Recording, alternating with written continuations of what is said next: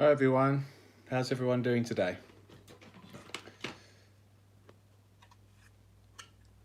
This is my first time doing something like this, so we're just going to see if it works. So I'm doing some bit of painting today, just finished doing some other work with some editing, and figured why not do a little Q&A. Oh, hello, there are people there. It works. Can you guys hear me okay? I mean, I'm just using the phone mic, so it's probably not amazing quality, but if you're around, and it's the afternoon here in the UK. I don't know where you're all hailing from, but it's a really, really nice day here, actually. It's like really nice. It's a sort of day that you really want to go out to a local pub, or go to a park, and you can't do anything. So which is such a shame. So I'm actually here now, painting. Oh, hi everyone. Wow, your comments have just come through like in a massive stream. It's probably my bad internet connection. You can hear us great. Dino Claw Gaming. Hi mate. I was thinking of starting my own bat rep channel. Any advice? Yeah, sure, absolutely. I'll cover that in a minute. 2,000 points on the nose, concede. Right. Okay. Well, look, we'll kick this off then, shall I? Because I can see that there's lots of you asking questions. If I miss out on your questions, I'm so sorry, guys. Obviously, I can only maybe just repeat the question, I guess. And if I see it, I'll get to it. Hello, everyone. Thanks for joining. Today, I'm working on fleshing out the Flesh Crafters. Some Drakari here. I was going to do some tribal on my new raiders. Yes, my pile of shame, absolutely. Have I kicked Bone out of the house yet? Yes, I have, actually. No. Hi, Stephanos, how are you? Bone is still living with me, absolutely. So is Rob, and so is my wife. So this is my first year, into my first year of marriage. I didn't expect it would be quite like this. Hey, Clay Dog, how are you, mate? Yeah. Hi, Dylan, how are you? So yeah, my first year of marriage is living with not only my wife, but with with Bone and Rob. Oh, you got so many questions coming in, guys. I will try and get to what I can. So, Flesh Terrors, Christian, yes. I'll answer the ones that are really quick to answer, just as they come. I'm actually trying to finish these off. One, so that we have a bit more variety with my Drakari, because I'm sort of limited, actually. I'm actually quite limited because I've pretty much only got Kabbalites and some witches. So I'm trying to finish these off, and then I've got a whole pile of Shame of Flesh Terror bits, which I've already started converting. Quad, what's actually wrong with Bone? I don't know, but I'll tell you this much, Quad. It's good to see you again, because you were one of the originals when I first started this channel. You were one of the originals that were commenting, and then you disappeared for like 2 years. And now you've just started popping up again. So nice to hear from you. There's a lot wrong with Bone. I've told Bone that he's not allowed to come in here where... I'm doing a live stream with you guys, because he's just like a loose cannon. We just don't know what's going to happen if Bone comes in. So, yeah. What do I think of the new Astartes? I think it's absolutely incredible. I might even do a Voxcast on it, actually. Lawrence, have I considered rolling less sixes? Do you know what? Honestly, guys, I wish I did. Because I wouldn't get that. I wouldn't be the bad guy then. It's like I am quite lucky, it seems, most of the time. Or really what it is, it's a perception. I'm actually lucky at key moments, and that sometimes wins me the game. So I think then it gets built up that I'm just lucky all the time. Real life got you, Quad. Your channel is huge now. Yeah, it's a bit bigger than when you were first showing your support those years ago, isn't it? Do we think we'll ever see a return of Colonel? I can scroll back up on these comments. Sorry, I know this is not professional, guys, but I just figured maybe some of you would be bored and wanted to have a chat, Have I ever played 30k? I've not played 30k. I really like the look of it, and we nearly started it. And then what happened was a new edition came along. So, well, it was 8th edition basically came along. We were like, all right, well, then we thought we'd wait. Tabletop Simulator, Paul Smith. Yeah, the second time I've seen that. I have not played it. It looks really cool. Maybe now's the time. Yeah, you know.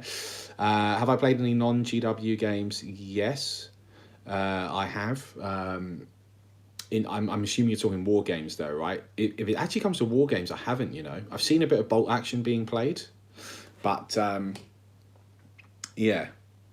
Grant, huge thanks for getting me back into 40k. Well, you're welcome, mate. Thank you for your support. If you're finished living with B-Bone, I thought I finished that one. You two are prepared for kids. Yes, that you'll never know how true that statement is. No, that's all right, Paul. I no worries. If you can't get a question through, just it's best ask it again, because what I see on my screen, which you guys, I don't know if you can see, is just like a stream of messages, and it's really difficult to actually read them all. So, what are my thoughts on the current 40k releases? Look, there's some really cool. I think that new Harlequin model is absolutely ace. I think the new Sisters model is awesome as well. I used to read Demifuge when I was younger. So I really like those models. Obviously, we haven't seen the supplement yet, so we don't know what that's going to be like. But I think I'm hoping that it's a good psychic awakening, you know, like it was for Grey Knights, that it will bring the Harlequins back up, because they're such a cool, unique army, and it would be nice to see them on the table more. What happens to the partnership with GW? Nothing. I don't know. What do you mean? We work with GW in doing reviews. Absolutely, we're lucky that we get sent books for preview. But yeah, I mean that's still going on. Oh, I think I know what you mean, because we haven't previewed it, but that's because GW's in lockdown. Currently, GW are not sending any of the usual review guys books, because the shop's not open. You know, so until the pandemic, you know, we break the curve of this pandemic, we'll just you know, we'll keep making content for you guys. I won't lie, it's pretty hard, because it is just myself and Bone, and Sanger is painting here in the background. But the problem is that I don't want to not release free videos, because I just think that would really suck in this time. I think it's important that we have, you know, that there's as much entertainment, because I know I'm bored. You know, it's well, I'm not actually bored. I'm actually busier than ever, to be honest. But you know, it's really hard to not be able to go out and do things. And I think it's important. I'll try and get back to that question, Immortal and Joe. If we get to a point where Cluster Players goes to episode 18, will you consider playing online? Maybe. I'm hoping it doesn't get to that point, but we'll see. But look, it's really difficult, because basically I'm doing 12. In some instances, 16-hour days, because you know, we've got to film 5 days a week, and it's just me and Bone filming now, and then it's got to be edited. So it's, you know, people underestimate how difficult that is. It's not easy. Like, it takes 8 hours on average just to film the game, and then I'm editing on top of that for 2.5 hours minimum. So it's like, you know, and we want to keep our on-demand community happy, so we're releasing videos for on-demand, and want to release new videos which are relevant for you guys on Freeview as well. So I mean, look, don't worry, it's still doing it. Like, Bone and I haven't killed each other yet. We're enjoying our lives. Obviously, we're very good friends, so that helps. And we just carry on doing what we're doing. Hopefully, you guys enjoy that. Any plan to run Raptors as different guard regiments, or just Kazakhstan? No, absolutely. Want to run them as anything. That was the whole point. With the Albion Raptors, we debuted them as Kazachan, because we have never run Kazachan on this channel before. Dylan, hey Lawrence, what previews, behind the scenes, secret projects can you give us for 40k or even AOS? I'm not at liberty to talk about things which I might know, but I'm sure it's going to be a very, very exciting time in the future. In terms of Tabletop Tactics, AOS is actually happening. We've got the armies being built up in the background, but I just didn't want to launch AOS and then you sort of saw the same 5 armies just on cycle like that. I think that would have got really boring really quick. Maybe you guys disagree with that, I don't know. But we wanted to have some variety, right, when we start AOS. Favorite AOS army would probably be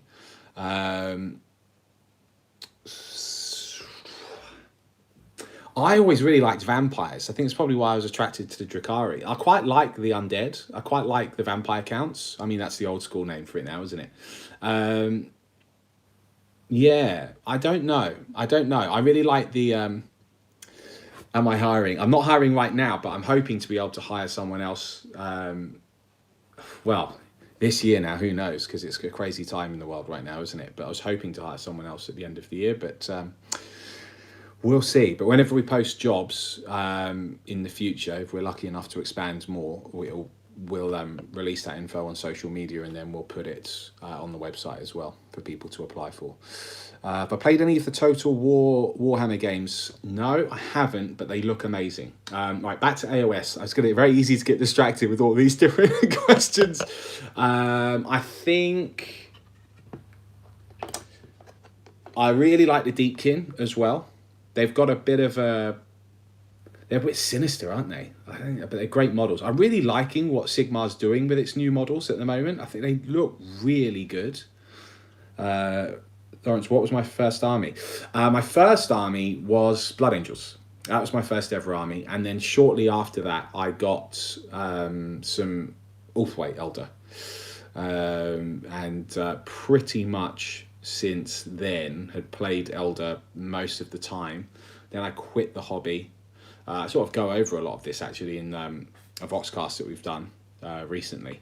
But I found that when I came back to the hobby, I really liked the bad guys, and I actually did an Emperor's Children army, which I regrettably sold. It was terrible.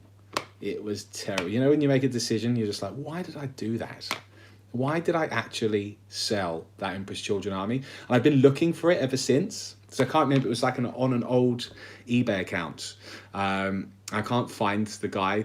I don't have that account anymore. I can't find the guy that I sold it to, because I'd love to buy it back, because it was all converted. It was really, really cool. I think a lot of you guys would probably enjoy watching it in bat reps. It was a very fluffy army. But it had some teeth as well. It was cool. Right, let's try and get to another question I just saw go past. Do I miss 7th edition? Or formations? That's an interesting question. Do you know what, Stephanos? I don't miss 7th edition, if I'm honest. If anything, I feel like the formations have come back. Do you know what I mean? Like all of these Psychic Awakening specialist detachments, in my opinion, are just a formation in disguise, you know. And actually, what I don't like about that is how complicated it makes the game. Like I don't like getting the game to the point where you're having to run out of 5 books. And the thing is, the argument to that is, of course, don't run 5 books, just run straight out of 1 book. And absolutely, that's what I try to do generally. But the reality is that a lot of you guys actually want to see all of the different synergies and the different, you know, interactions between the books. So all of a sudden you'll be, you know, you'll be shot in the foot if you don't run those things. You're like, oh, okay, well, you end up having to use lots and lots of books. So yeah, I think I much prefer 8th edition to 7th. For me, there's no doubt in my mind the game is more streamlined, but it's gotten very complicated again, and it's gotten very cluttered. So it's probably due a bit of a, a reset, I would say. And then I think because we're getting all these amazing new models, and we're in an amazing time with GW in the fact that they're releasing rules and addressing rules issues, you know, very quickly. And I know that some of you might be like, well, that's not quick enough. But actually, guys, I mean, you know, I grew up in this hobby, and, you know, I grew up in a time where you could wait years for a new codex release, you know, let alone an FAQ. So, like, relatively speaking, I'm like, this is really fast, you know. Do we have any Salamanders competitive lists? So I have actually run Salamanders a couple of times over on demand with some nastier lists. Although I suppose popular opinion would be every single list I make is nasty, but yeah, I have. So as you, Dino Claw Gaming, that's very kind. Thank you. I love your support. Thanks, mate. Yeah, I think there are some really interesting. Salamanders are good. They were always good. They just kind of got a bit outshone by the Iron Hands because of some of the ridiculous broken combinations you could do, and Imperial Fists to that degree. It doesn't mean that. Are you worried about ninth? Josh says ninth. I'm assuming you're talking about rumored ninth edition. Am I worried about it? No, I wouldn't be worried about anything. I mean, one, it's a rumor. You know, there's no guarantees on anything coming. And two, if you know, if it was going to be a new edition that was made, I'm confident enough in GW now that I think it would be great. It would be a good thing. I've always said this when I felt when the Psychic Awakening supplements first came out, and when I also felt like when the Space Marine Codex came out, it's like this feels like it's for a different game. Do you know what I mean? I think just everything needs to be updated to that, and then if they have a bit of a reset, you know, that would be awesome. But I mean, look, we're still early in the year. The problem is now with this, you know, pandemic is that who knows how this will affect GW and their release schedule and what they're planning on doing. I mean, at this point, we don't even know when they're going to reopen, do we, in terms of selling the products? So we'll just have to wait and see. We'll just have to wait and see what they do. Right. Need my opinion on Yanari. Oh, let's try and get my big ham hands out of the way. Where to start, what to bring, and don't. Yanari are basically a combat army, or at least that's what they've made them as. Where to start with Yanari? It's a funny one because they don't feel very finished, you know. They feel like a supplement of characters. There are some really cool things that Yanari can have. Shining Spears are still really good. Harlequin Yanari make really good Yanari. Reavers are quite interesting. Dylan, did this derail or delay the TT tournament? To be honest, no, it didn't. It didn't derail it because I had to pause all of, because I'm some of you might know that we were planning on running a tournament, and what I found happened was, and this is when we were in London, I found that it, to be honest with you guys, there's no easy way to say this. I won't sugarcoat it. It was just too expensive. Every single venue in London that we approached were, even if we filled out, if we sold all of the tickets, and we were looking at trying to make it, you know, 100 or so people and hoping that we sold the tickets, that we would have lost at least a couple of £1,000 on just a venue hire. And that we hadn't even accounted for how we were going to get all of the tables and train. And that's just sort of the nature of London. It's now going to be a lot easier in the area that we're in now. However, I focused everything into getting the studio built, into hiring the guys full time for the last 12 months. So at the moment, I sort of paused doing the tournament because I had other, you know, more important priorities. It's something I want to revisit down the line. If you can't keep up the bat reps, I'd be happy to. Voxcast, UMB Bone Tournament. Thanks, Synthesis. Appreciate that. Look, we're going to keep trying to do the bat reps, and in fact, truth be told, like Bone and I have been filming non-stop for the past 10 days.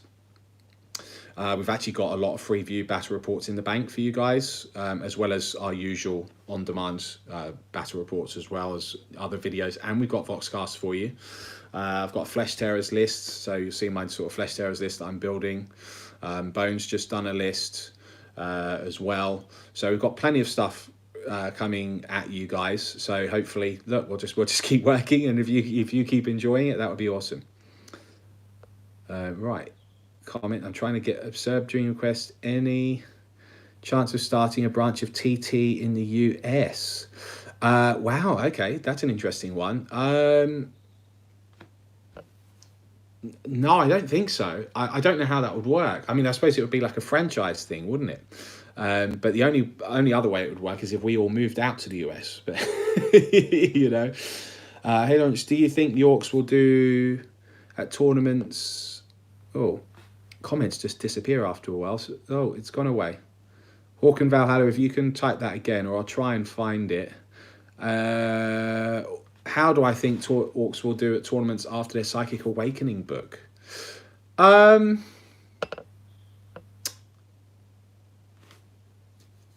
so I just had an interesting game I filmed with the orcs, against the orcs. Bone used them, and we actually took the Stomper out for a go.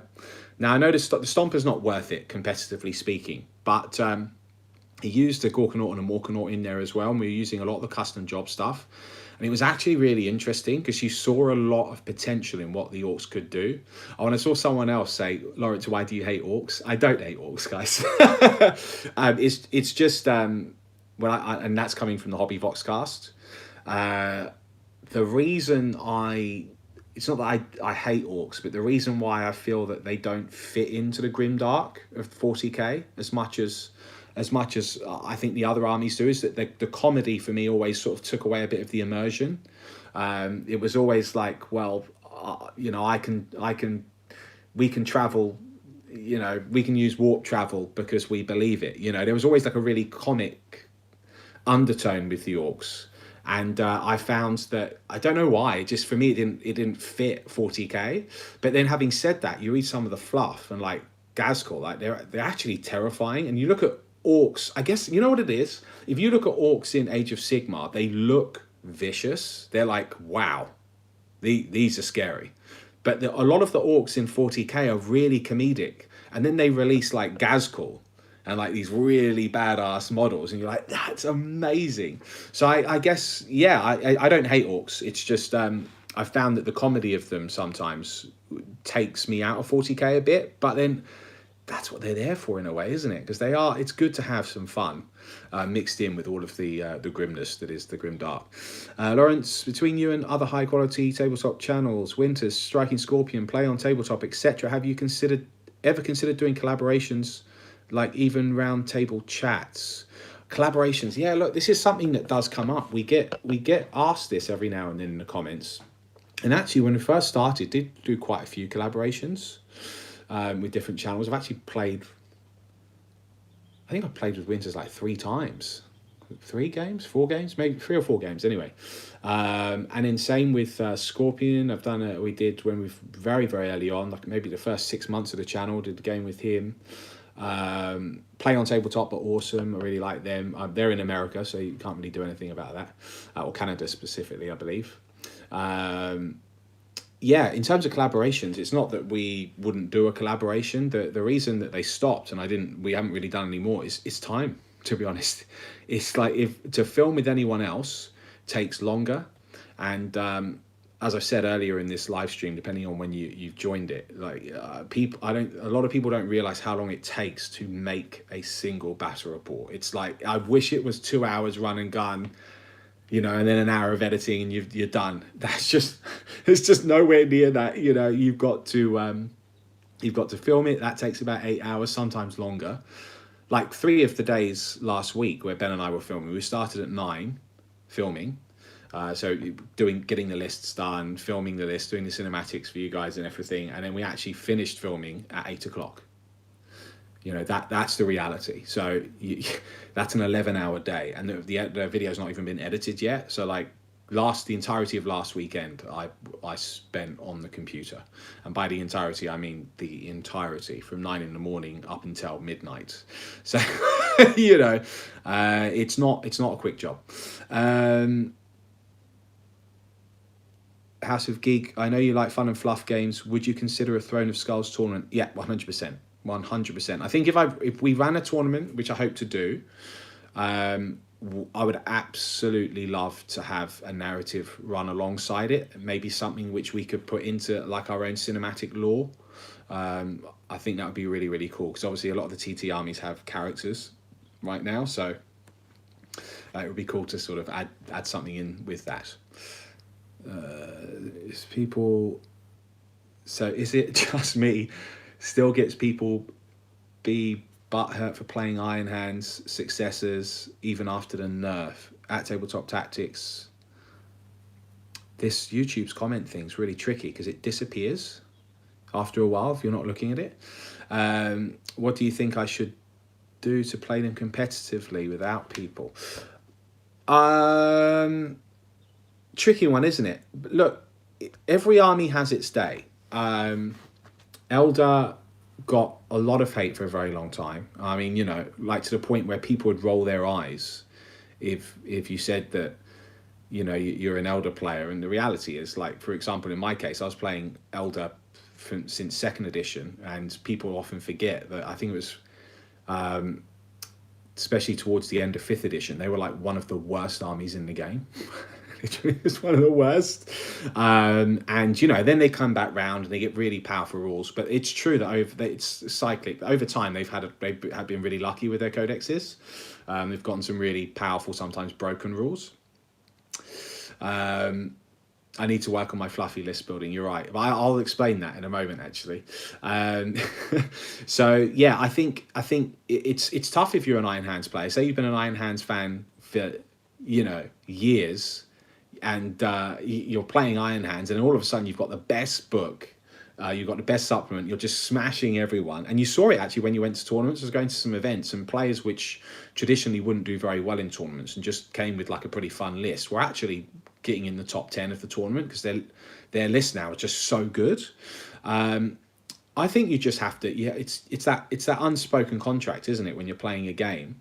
And this will tie into the game that we just released yesterday, actually. It's like you've got to try and balance your lists where possible. And so, like, in yesterday's game, my list was not balanced well against Chef's, in hindsight. But I didn't go into it thinking that it was going to be a whitewash. But the reality was it was, right?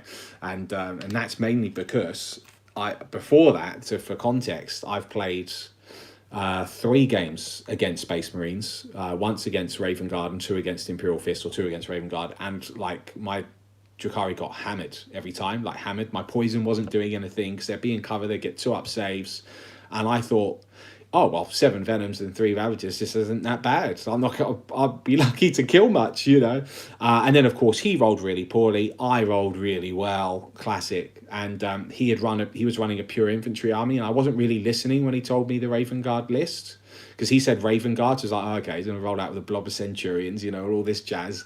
I'm going to get absolutely pwned, I want to try and make it a 3-turn game. As it turned out, he bought a really fluffy list, which I actually thought was really a cool list. So with hindsight, obviously I'd change my list, and I would, but this is part of the reason why I'm trying to get these finished, because I'm a bit limited. Like I don't. The other aspect is if I just didn't take any boats and I ran Drukhari on foot, or I did like a hybrid, they would get absolutely hammered as well. So they're a tricky one to balance sometimes. But yeah, don't worry, Chef is fine. Like Chef's actually beaten me the last 3 games that we played, where he's used Space Marines, and so I guess look, it was he had it coming, and unfortunately got it in the Freeview game yesterday. I suddenly powered up with all of my rolls. Right, let's see if I can get back to some more questions. What do I think about current state of the game? Toby 13 both game wise. State of Necrons, both game wise and model wise. Okay. Thoughts on Death Watch and Harlequins getting rules in White Dwarf? Rutsy, I didn't know that they are getting rules in White Dwarf. But okay, that's news to me. Have I ever thought of French subtitles? It could bring more viewers. Yeah, subtitles would be cool. We can't really do it for on demand. It might be a feature that we could do on YouTube. I'd have to look into it more, to be honest. Right, state of the game, armies. Necrons, look, they're not in the best position, are they? Let's be honest.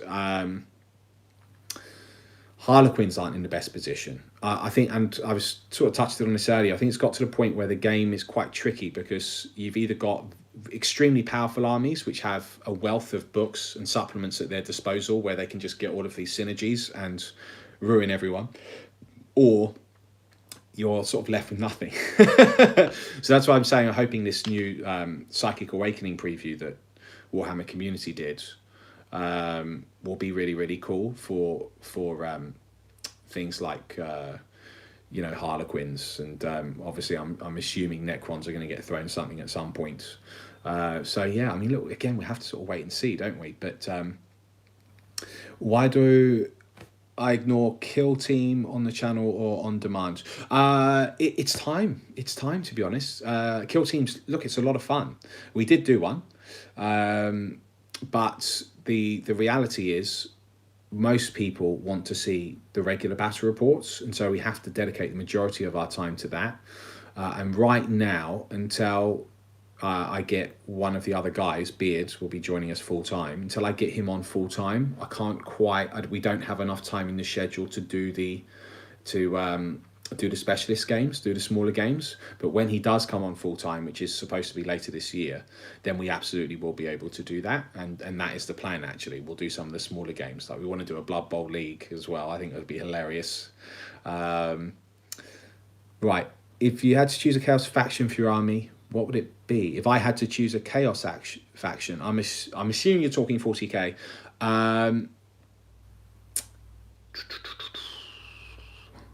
Well, the World Eaters army, a lot of people don't know this. World Eaters army is actually mine. I painted the majority of that army for the channel. So that's the white and red ones. I really love the World Eaters, but the army which I probably want to do or have or run is my Emperor's Children, the army that I sold, or I'd like to redo it again because there's something really evil about them. They're really sinister, and I think, you know, if you're going to be the bad guy, you may as well just take it all the way. You know. Any plans to do Voxcast on list building from 1000 to 1500? Neil Adams. Yes, there is more Tactica style stuff coming. In fact, there's a lot of narrative stuff coming as well. Like we've got a series where we're going to do lore videos on our armies and our army showcases. So that's something we're planning on filming, hopefully starting to film next week. And then the Tactica series, there's some really cool things coming. So yes, someone else also asked, is live streaming possible from the new studio? It is now, as of last week, because I had a technical issue with one of the cameras, and I had to get a new camera to make it work. But now we do have a multi-camera setup which is capable of live streaming for battle reports. Could I please focus the Tactical on Salamanders, please? I'll see what I can do. I think I've got one scheduled for next week. So yeah, I'll have a look at that. Do I think GW's in trouble with the power creep, the sloppy FAQs, and new content like Gene Stealer Cult, Psychic Awakening? I think they dropped the ball on the Gene Stealer Cult, Psychic Awakening. You know, absolutely. Do I think they're in trouble? No, I don't. I think the game has got a very bright future. I think, you know, they've still got incredible models coming, and that where they did drop the ball on things like Gene Stealer Cult, they really finally picked up the ball on things like Grey Knights, because those guys were just getting hammered. The Grey Knights were just awful, like really, really, really bad. And now they have at least, you know, well, now they're actually really good. You know, some could argue they're maybe too good, but I think what we do need, and I do agree on, is I think we need a bit of a reset, because you know, we've got so many books and not everyone is equal right now. But you know, from what I know of GW, actually they are really responsive to the feedback, believe it or not. It might not happen as fast as a lot of you would like, but you know, I know behind the scenes they're doing a fantastic job at addressing a lot of things. So if anything, I'm excited. I'm excited about what's gonna happen. How do I feel about Space Wolves now that Psychic Awakening has been released? Well, I did speak about it in the game. Right, I'm gonna actually try and put some paint on these whilst I'm talking to you guys. I think that they're a funny one, because like they're trying to push them as a combat army, and then when you run them against another combat army, they tend to do really well. Like Space Wolves are violently good in combat. They're so good, guys. Like Wolfen are insanely good. They're insanely good. Like I've got a game coming up where I play against the Space Wolves, and let me tell you, like, you know, I don't win every game. Let's put it that way.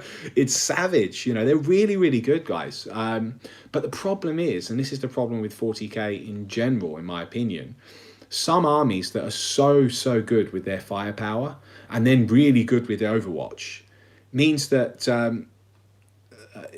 Space Wolves just got shot apart. It's like an auto lose in some games. So I don't know where they'll sit after this all. I suspect they'll probably sit in the same spot, but I would love it if there are any experienced Space Wolf players that could sort of put me in the right direction on how to run them properly, because I'm the first to admit I'm not a Space Wolf expert. Jack Stephen Lawrence, is there any way for subscribers to support your channel more? The monthly sub isn't a big amount, and in these times you guys are doing a lot. Well, that is very, very, very kind of you to say, Jack. I really appreciate it. There isn't. It is something which is asked every now and then. I've always hoped that, you know, if we just if we have a nice, clear, you know, simple service that, you know, if you want more videos, you can support us by being an on-demand subscriber, and we just keep it simple, that would be enough, and hopefully people would want to support us that way. There is something exciting coming that we're doing, which is new, which is an app. We do have an app on the way. I can reveal that to you. There's a lot of cool stuff coming. Like I won't. I can reveal some stuff. So I've got an overhead camera now, which is part of the live streaming issue I had. But I wanted to do like multicam live stream if we did battle reports, and I also wanted to bring in a multicam aspect to our regular reports. And before anyone says no, that doesn't mean that all of our battle reports are just going to a top-down cam. Far from it. Far from it.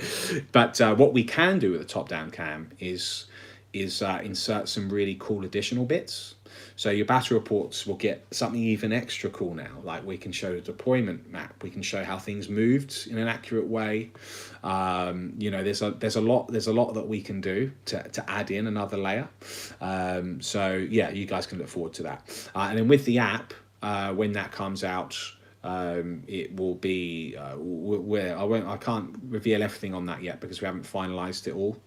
But it will be great because it will mean that if you're an on-demand subscriber, you can actually Chromecast the video, or remember where you've left off. You get push notifications on your comments and when we release a video. So there's some really, really cool stuff coming with that.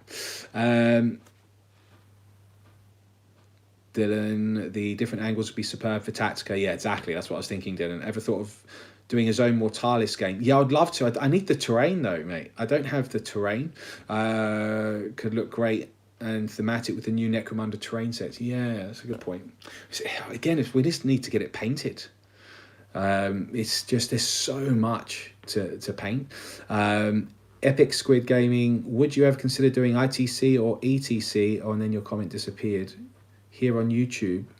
So us scrubs and narrative players can get a little taste of the competitive meta and actually see the difference in play.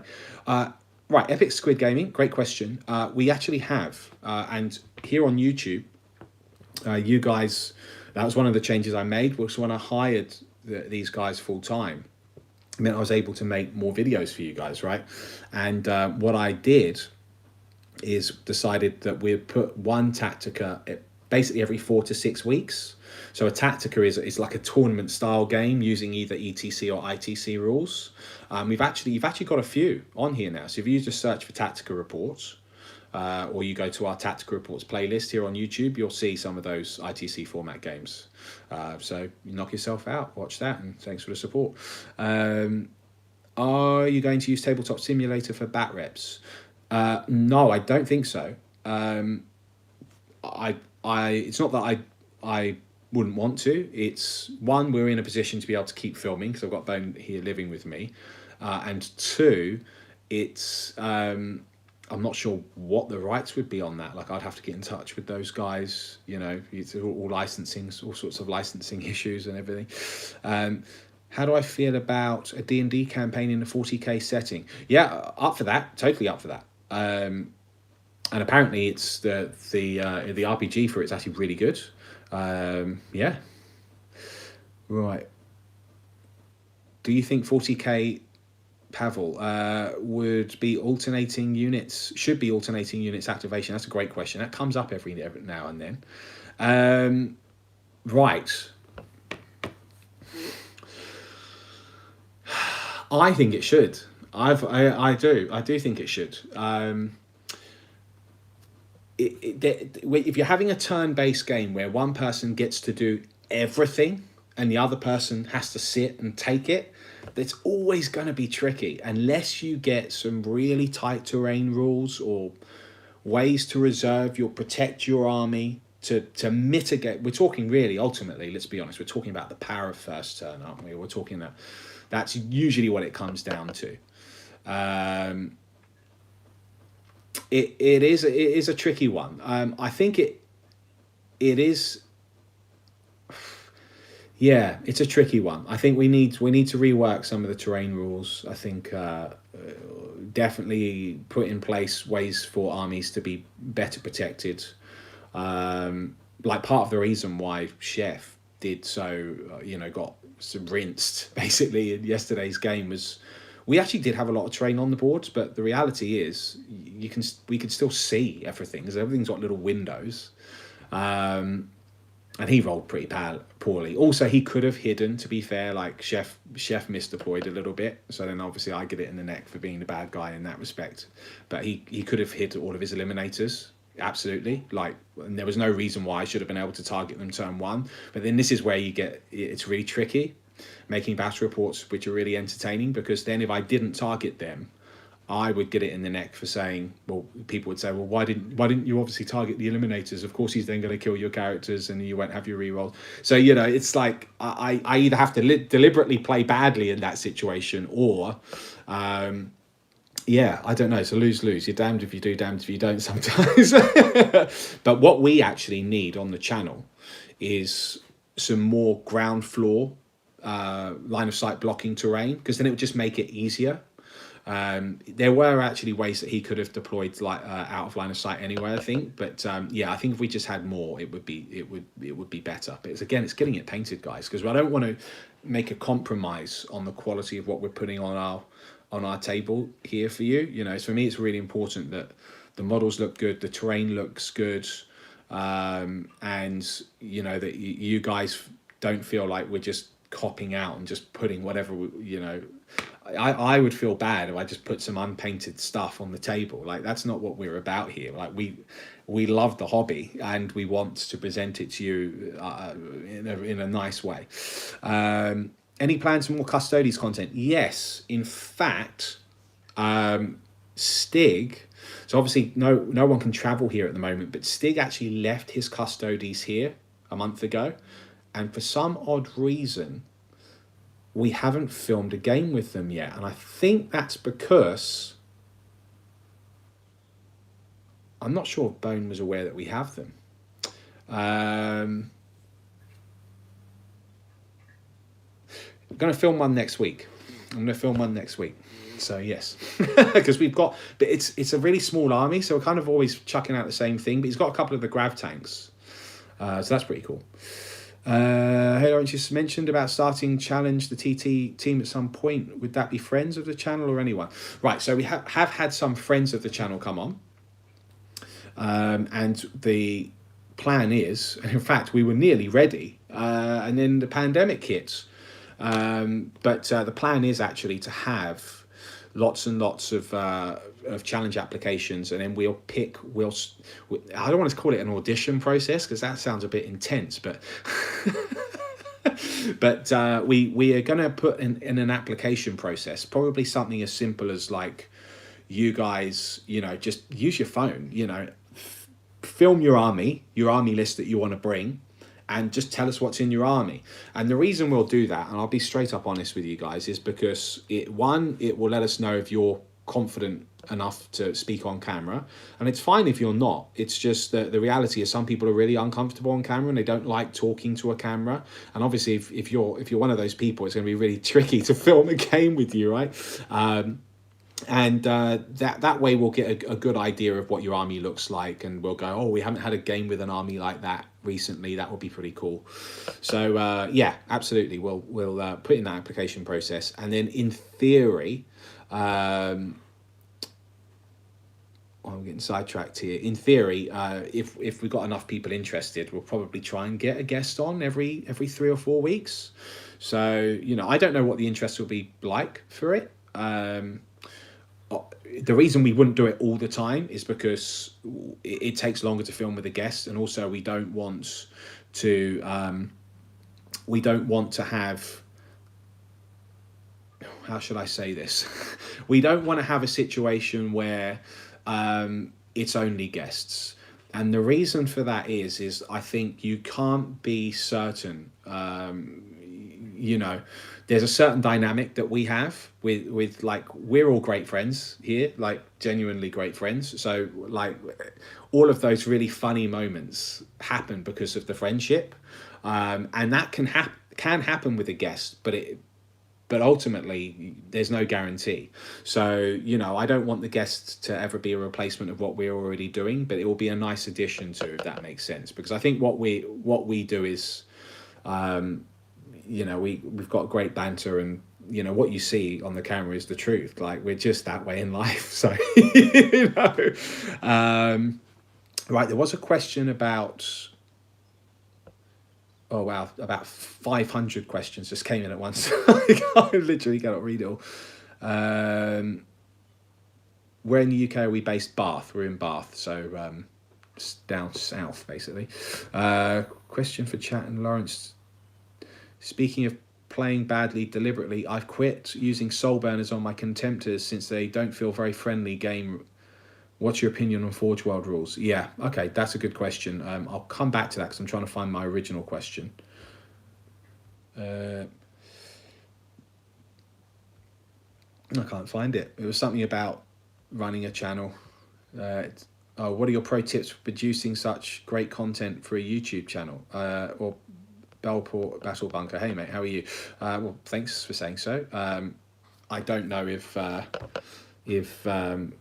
don't know. It sounds like a funny answer, doesn't it? You know, I started this channel in my kitchen. So, you know, I came home one day because I'm an actor, and I met Bone at drama school, and I started the channel because I'd moved from Australia to come back to the UK. And I actually split up with my ex-girlfriend at the time, and I was about to go back to Australia because the acting wasn't really happening here. And yet in Australia, the acting was actually going quite well because I had a good agent, and that's where I'd studied. So I was like, well, it's a mistake coming back to the UK. I better go back to Australia. And then I met at the time, my future wife, who's now my wife. And I was like, right, I want to stay in the UK longer. But then I tried to slog away at the acting for another year, and I just couldn't get an agent because I hadn't been to any of the big drama schools here. So it was a real struggle. I just wasn't getting auditions, which, you know, sucked. So I was like, well, how am I can't get work if I can't even get seen, you know? And it was at that point that I had the idea for the channel. And you know, obviously I've always been a hobbyist, there's no doubt about that, and I decided I'm the sort of person that I just decided to just do it, you know, like if I have an idea, I tend to act rather than think about it a long time, and so, you know, the reality is you go back to the beginning. You know, I bought some like $20 studio lights, you know, photography lights. I bought a DSLR camera, real cheap, and I just filmed the first one within 2 weeks. Now I have, you know, I've cheated in a bit because I did have some experience, because when I was 18, one of my first jobs was in post-production, where I learned about editing and software, and, you know, how to do basic graphics and all this sort of jazz. So I already had some experience in that field, but I'd not really filmed too much before, and I didn't really know how to do lighting and stuff. So I learned on the go. So you know, the best pro tip I can give anyone that wants to do something like a YouTube channel in any field, it doesn't matter whether it's wargaming. Actually, the subject doesn't matter. What matters is the passion that you've got for it. If that's genuine, it will read. You know, it's as simple as that. This is like acting 101. If you genuinely love something, then, you know, people who love that same thing with you will connect, you know. So my advice is just do it. My pro tip is you get the stuff and you learn your craft. You know, if you want to get good at something, you practice it. You learn. You know, I've made a lot of mistakes filming battle reports, guys. Like, I've learned so much doing this, both as you know, a presenter, because I went to drama school. I'm an actor, but, you know, wasn't necessarily a presenter, you know, And it's time one task. You've got to, you'll learn, listen to feedback. Guys will, we've got a fantastic community. You guys here in the comments talking to me now. It's listening. Don't think don't think you're the best. Don't act like, oh well, I don't have anything possible to learn. We always have something to learn. If you're the best, there's someone out there better. So what you need to do is go, right, well, what are they doing which I could learn from, and what is it the audience would like to see, and then you assess that, you step back and go, right, I'm gonna work on that, so that's my pro tip is, I know it might seem like a bit of a cop out because I haven't said, well, you've got to do this format, and I don't think even the format matters. That's the funny thing. It's you've got to be genuine. It's got to be the people. The people are what's the dynamic in the room. The personalities. That's what sort of makes it work. That's the magic sauce, if you like. Sorry, it was a bit of a tirade there, but hopefully you sort of get what I'm trying to say. Where do the nicknames come from? Right. So I cheated with my nickname. I gave myself a nickname, the Spider. So I'm sorry about that. The reason for that is because Beard, who sort of started filming with me pretty much from the beginning, got a nickname really, really early on, like in the first couple of weeks of releasing videos, because obviously he had this big beard. And I quickly realized that the internet loves to give people nicknames.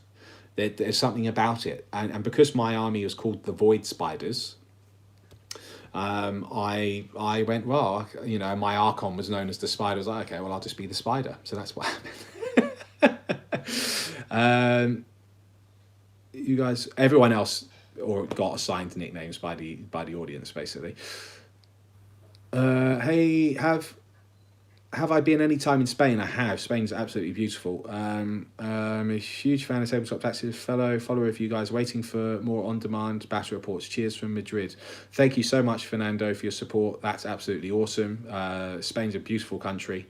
Barcelona's incredible. That was the last place I went to. You guys are awesome because you are so genuine and the channel feels so close-knit. Do you think that you will have a limit or peak to the amount of members? This is a Morton Joe. Thanks for your kind words, dudes. That's really appreciated. Do I think I have a limit or a peak? I don't know. I think to a degree, like if you want to talk about like markets or a business, Games Workshop, tabletop wargaming in general is quite niche. Like it's not mainstream like playing a PlayStation, is it?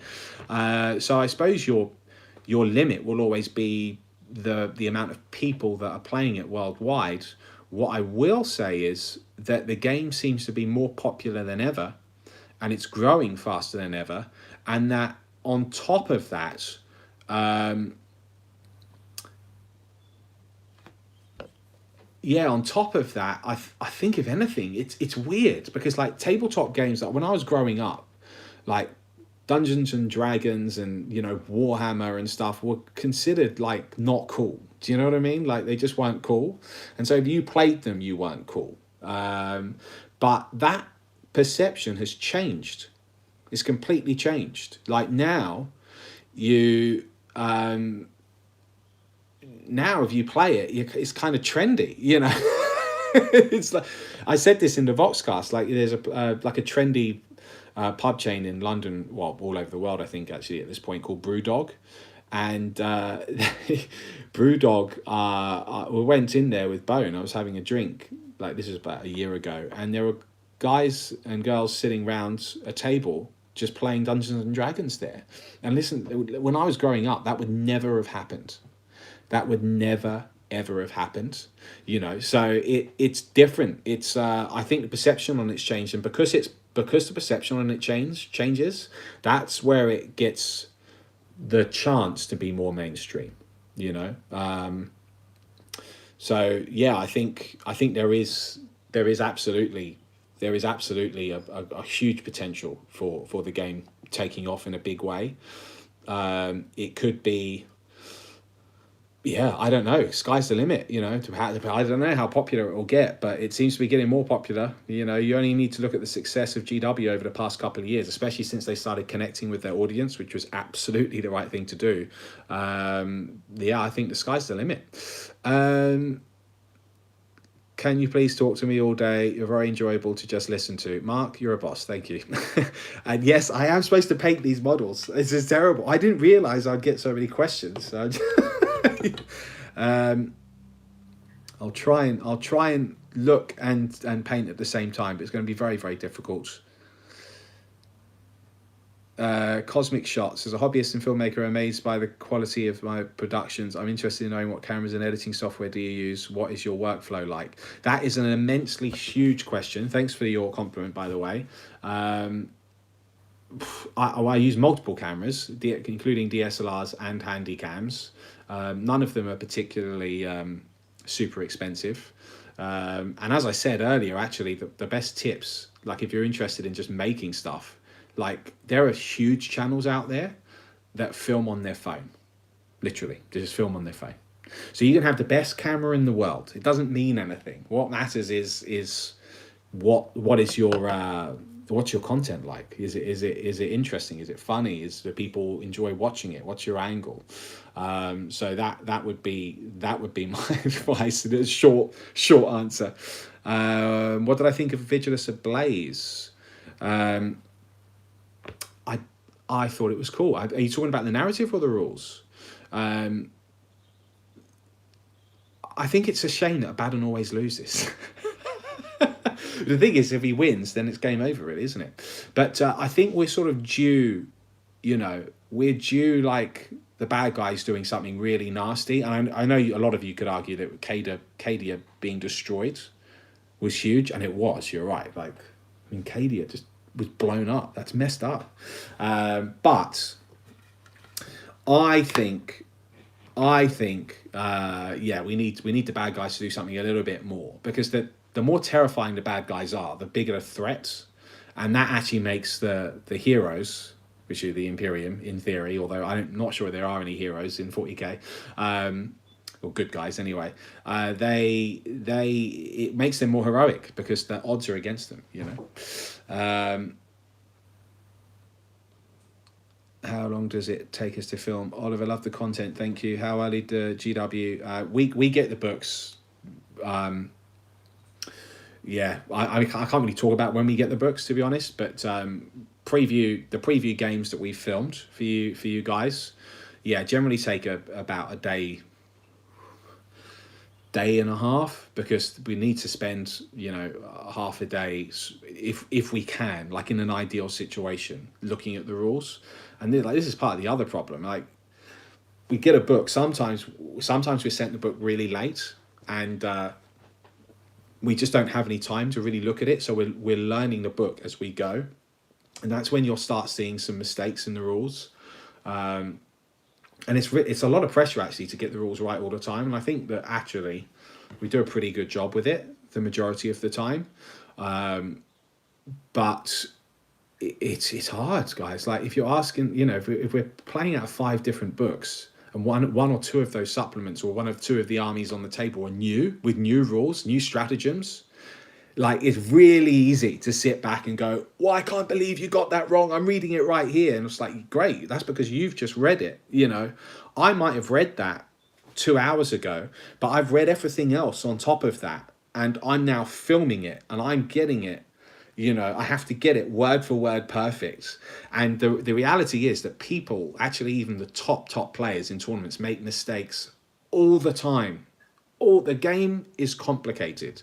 The difference is that those things aren't being filmed. So you don't have the luxury of sitting back and looking at it and going, well, you made a mistake here.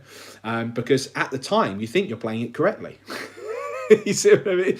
So it's one of those things where, like, mistakes happen, but when you're filming a battle report, you've got a massive audience, all of which have got the rules fresh, or perhaps it's their only faction. All they're focused on is those rules, and it's it's hard. It's hard to get the rules right, especially when you're playing every army, and we're changing the armies as regularly as we do. But it is something which has always been important to me. I try and make sure that we get the rules right, and I always look at the comments to learn what mistakes we made so that we don't make it again in the future. But yeah, right. What do you think about adding a filmed on date during a video, especially with how fast the rules? Yeah, it's a good idea from doing a miss. Good idea, actually. Lawrence, totally not worth getting worried about making small rules errors from George. There are so many in the game right now, and the rules are so new, it's bound to happen. Thank you, George. I completely agree. It's really tricky. You know. Dracons, do you think they may add them for Drukhari? I really hope so, because the Dracons, for those of you which don't know, are kind of like a lieutenant. They need them because actually the Drukhari is kind of split into 3 different armies, and you're really limited if you want to just go for one, like a Kabbalite or a Witch Cult or whatever. Have to resub for on demand SXER Xerxes. I think. Thank you very much. I really appreciate that, dude. Thank you. What did you think of the fundraising when you asked for 10k and got 50k? Oh, I was absolutely blown away by it. Like, I actually sat there stunned. I was like, I can't believe it. It was just incredible, and it really helped us so much. So thank you so much for everyone that helped us with that, because this new studio, it just wouldn't exist without you. It really wouldn't. That's a bottom line. And actually every single penny of that went into, we got 3 new painted armies out of it, because we pay all of our commission artists. We got the studio built, which is amazing. We got 2 new cameras. We got well, I was hiring everyone anyway, but it ensured that I could hire everyone full time that I wanted to hire, so that was fantastic. So yeah, it was amazing. Like the channel just wouldn't be where it is without that. So thank you so much. We thought about running World Eaters as brazen beasts to mix it up. That's a great idea, Oliver, and I keep forgetting about that, because I've got my World Eaters are painted in like the original scheme, but they're kind of custom. So I suppose I could run them as brazen beasts. Yeah, I have to see about that. Which one from you owns the beautiful medieval room scene? There was a video from you on the 12th December. Is that Chef, his cellar room or something? Max. That is the tavern. And I built that, actually. I built that tavern. So that's what we do our D&D cast of players in. So it was built with myself, Colonel, and basically Bone was holding bits, and I got him to paint bits. But yeah, it's a set. So the studio, it's set up in the studio, owned by us here. Would it be sent soon? If you were to order something from TT, would it be sent soon? We would send it as soon as we could, any merchandise, but obviously bear in mind, or a reason why there's a lot of merchandise out of stock at the moment is a lot of stuff just is in customs being held because of the pandemic, so we're just not getting restocked as fast as we would. Yeah.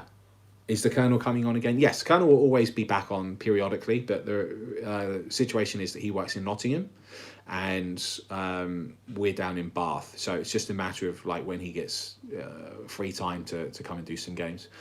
Are we going to get the TT forums back or some other community discussion platform? Right, so I did speak about this kind of a little bit earlier. So you're not getting a forum back, but you're getting an app, and in the app you've got a chat-like function, which is really cool. So look out for that. I don't want to give you a time on it, but it's not going to be years away, and I'm hoping it's the first half of this year, so it's actually quite soon. We're already in the testing stage with the app, let's put it that way. Have a watch the Starties? Yes, absolutely incredible. Absolutely incredible. I think that the artist that makes the Starties is just stunning. Just absolutely stunning. Any armies you've been tempted to start, Lawrence, after watching the Brass Scorpion? I'm tempted with World Eaters. Yeah, well, I mean, I love the World Eaters anyway, but I'm actually going to be... Right, I keep trying to put paint on this, but it's impossible. I'm actually starting flesh terrors is what I'm doing, because basically they're like loyalist world eaters, aren't they? So that's what I'm doing with them. Have you ever thought about branching into other games? Yes. When I get more help, more staff, then we'll be able to do that. Will Artemis join us free view with a rematch against the Necrons, with you raising the fist of power? Greetings from Michigan. Hi, Christopher. Thanks for the comment. Yes. Well, I filmed a game with Artemis. It is a narrative report. I'm sorry to say it is on demand. It is the second part of the Albion Raptors narrative that we just had here on Freeview. It's really cool. It's a really cool one. But I'm waiting for that I've got to edit it, basically. Once that's released, then I'm going to use Artemis in some regular bat reps on Freeview. One against the Nefertiti dynasty would obviously be really cool. So this is the first time I've actually put some paint on my brush, because it's actually my flesh terrors. My flesh terrors are, I've got a lot of the bits. I've got the transfers. I've got the Death Company. I've got the Sanguinary Guard. I've got the bits that I need to convert them. But I need to finish these Drakari first, because there's a narrative that I'm planning with them, and I need it just for variety, so I can have the list being a little bit more toned down, so we've got a bit more variety, because at the moment all I've got is Venoms, for example. So once I've got that done, then the Flesh Terrors will begin properly. Primaris Gabriel Seth. Do you know what? I wonder if he doesn't like the Primaris, Seth. So I don't know if he'll ever go Primaris. How much is on demand from Liam? Thanks for the question. It's $4.99 a month, basically, or $49.99 a year. There's no contract or anything. You can cancel whenever you like. If you were to change command points generation, how would you change it? I've been thinking we have a scaling amount based on the size of the game and the different detachment costs different prices. That's literally how I would do it. Yeah, I would have it. You start with something, and then you buy what you need. You know, that's what I would do. Absolutely. Yeah, I'm a brush slicker. This is the way I keep the point on the brush. It's absolutely it's critical, absolutely critical, because otherwise, it all goes to pot. Get it? When I finish the Ghostmaker campaign, when we receive Tau narrative report, I love those. Yeah, you're in luck, Pavel, because the Tau are getting a massive update right now, and a narrative report is planned for them. So there we go, that's in the bank. And Ghostmaker, the models that I didn't have been finished, and that finale for Ghostmaker is actually planned to be filmed next week. So, yeah, George, I'm not getting any painting done, am I? I thought it would be a good idea to sit here and do some painting with you guys. So I can't actually paint. Have I relied on Tabletop Simulator? I've answered this before, but no, I've not played it. It does look cool, though. Do I think they should bring back assault vehicles? And would it be enough to boost armies? I do, really. I always thought it was odd. You get this vehicle, you know, and you can't get out of it and charge. What do you think about the new Spider coming out? I think he looks awesome. I think Fabius model is just immense. What I really hope is that I want an Emperor's Children army, to be honest. Like I want them to have new plastics and stuff. Starting a Discord for the fans from Rhodesia. This Discord would be awesome, but I've got an app coming instead, so that will sort of be Discord-esque. Let's say that you'll be able to chat anyway. Is it better than Venoms? Be warned. Yes, no, I know, Carl. But what I can do with the Raiders is I can just have like 2 Raiders and maybe 2 Venoms, and then like have a big blob of 20 on foot. Like if I really want to tone something down so that it's not like oppressive, and I'm running like 7 Venoms. So I'm running like 6 Raiders, you know. But for Tacticas, then I can do that if I wanted to. So trying to get it so that you can mix it up a bit more, if that makes sense. Yeah, Hunger's great, Oliver. Flesh Terror's audiobook. I've actually listened to it. Will the app have any subscriber benefits? Yes, it will. It will have some subscriber benefits, which I won't go over all yet because I want to hash it out first. But yeah, the app is for on demand. So you know, you wouldn't, if you're Freeview, you've got the YouTube app anyway, right? So you don't really need an app, as it were. You recommend some Dark Elder books besides Path of the Dark Elder? I can't. There was a book. I'm not going to slate it here. I didn't enjoy the book. There has been a book with Elder and Dark Elder in it, probably about 10 years ago now, but I didn't personally enjoy it.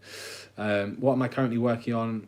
House of Geek. I'm working on the Colonial Marines theme Guard Army. Oh, awesome. Colonial Marines. That's really cool. I'm working on the Drakari so I can get to the Flesh Terrors. Would I ever have Liam, the Orc player, on the studio? Yeah, absolutely. He's a hobby butterfly. Like, he's always welcome, but he's in London as well now, and we've moved, so that's a bit tricky as well. But yeah, he sort of goes in and out of game systems. So like the time where he was playing, then even a month after that, he was like right back onto Sigmar, and then he just played a lot of board games. I'm not even sure if he's playing 40k at the moment, actually. Astartes, yeah, 100%. I've watched it, and it's absolutely incredible. It's just everything 40k should be. It's how I see it in my head, like the way the Space Marines move. You know, they're not clunky, and nor should they be. These are superhumans. You know, this is the epitome of. You know, these are apex predators, right? These are Space Marines. They're not supposed to be moving around like in a really awkward way. Like, the power armor is powered. It's supposed to move with their body, and they should be dynamic. And that's exactly what he's captured. Like, these guys are warriors, you know, and it's really, really cool. Brilliant, you know, absolutely brilliant. Will you be having advertisers on your app, opening a new store in Taunton? Very interested, Chris. As in, like, will people be able to advertise their things on the app? It's a great question, Chris. I don't think so, honestly. I think going forward, we might, you know, have like the pre-roll. We have some sponsors where we do some pre-roll ads, and we can do a couple of dedicated videos if someone's interested in advertising something in particular. But what I'm trying to do with the app is I don't want any adverts on it, so I just want to keep it clean. Like, there isn't any adverts on demand either. Because you know, if you I just want to keep it as clean as possible, you know. Lawrence, what are some of my favourite moments, memories from competitive play over the years? Any particular players that you love going up against? What armies did they have? Oh, what a question, Baz. Oh man, I've had some great moments. It's a funny one because I think the competitive scene, there's a stigma, and if I'm honest, I think there's a stigma that the competitive scene is like full of win at all costs players, and which is just actually really not true. The vast majority of people you play in the tournament are absolutely awesome, like really fun guys. You know, I've had some of the best games I've ever had, and they're tournament games, competitive games. And the funny thing is actually, it's in terms of 40k, and this is the really funny thing. It's actually my least favorite way to play. Narrative is my favorite way to play. Yeah, so the irony, and yet I'm supposed to be like the tournament guy or the villain on the channel, if you like. But I prefer narrative. But what I do love about tournaments, and I do really enjoy playing the finesse of playing the game well. Like, I really do. I really do enjoy that. So, I mean, to be fair, I do enjoy tournament play as well, of course. It's just not my absolute favourites. Not because of tournaments, though, because the tournaments are generally absolutely incredible. I think what you have with tournaments is you can have, you know, great moments where you shouldn't do well because your army's not good, but you somehow manage to pull it out the bag. You know, and you always remember things like that. But I couldn't name any. There was one particular game. I think I will remember. And it was when I was at the LVO, like 2016, where I came ninth at the LVO. So I just missed out on the top 8. And I was playing Michael Bask from Objective Secured, who's an Australian podcast and tournament organizer. And it was the last game to see if you could qualify to be the top 8. And playing the game, if I had a big win, there was a very, very real chance I could make top 8. And I seized, and I had to go first. He was running Elder and I was running my Dark Elder Mixed Elder. And we just had such fun in that game, because if he had a really big win, he would go through as well. So this is a classic example of, you know, you hear about these things which are really tense in tournaments, and actually it's not. It's like, that's so rare. And, you know, we had so much fun with that game. Who won it didn't matter. What mattered is we had a great game, and we would celebrate the one that went through. And that's what happened. Like, I seized, I did go first, so I managed to get the win, although it got kind of interesting halfway through because he could have pulled it back. We just had a great time. You know, we had a couple of beers, and Michael's a great guy. And it was brilliant. It was absolutely brilliant. You know, as it turns out, I was a point off of getting the top 8 anyway, because I needed some other people to not do quite as well. But you know, great moment, great celebration of the hobby. And that's what it should be about, really. Right, oh wow, I've had a lot of questions coming in here. Any love for some word bearers? I actually really like the word bearers, and I'll tell you why. I really like them because I really hate them. And that makes them, they're so evil. Like, they're the epitome of that insidious. Those and Emperor's Children, because the Emperor's Children are really sad because their pride came before the fall, right? So it's really tragic what happened to them in a way. So the word bearers need to be seen more, because they are a really cool dark force. We just need, I'd really like to have a word bearers army on the channel, but there's so much that we need to paint. I'm trying to get Sigmar done as well, because Sigmar is 100% happening. Don't worry, it's not. No one's forgotten about it. We're just trying to get the armies. Hawk and Valhalla, hello again. What armies will everyone at Tabletop Tactics be playing in AOS? Also, what are your thoughts on the Tau Flyers competitively? I love the models, but never see them anywhere. Well, we've got 3 of the Flyers coming as part of this Tau update. Hey, Marcelo, how are you, mate? Always good to see/hear from you. So we'll be able to test them a little bit. I don't, on paper, they're not very good, the Tau Flyers, but I think they look really cool. And actually, the majority of choices I make when commissioning armies is, does it look cool? Do we see it very often? If the answer is yes and no, then I'm very likely to get it added so that we can show you guys, right? Any plans to make a 40k free-for-all? Yes, I know people really enjoy that. And we also get a lot of requests for Apocalypse.